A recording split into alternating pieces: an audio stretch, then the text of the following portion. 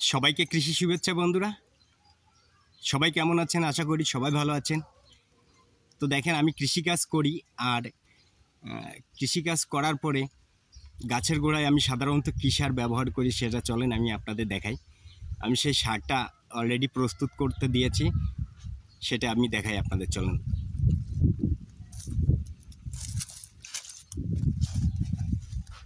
এই যে দেখেন, এটা হচ্ছে মাটির কলসি।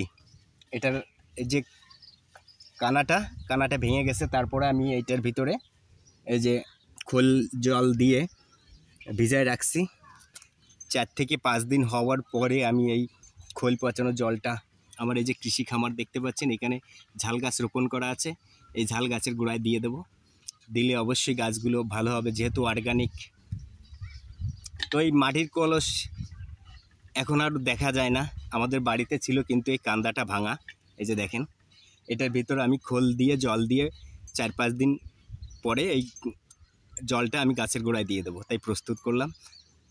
তো পরবর্তী ভিডিওতে দেখাবো আমি কিভাবে গাছে জল দিচ্ছি বা গাছগুলো কেমন হয়। অবশ্যই আমার সঙ্গে থাকবেন সবাই।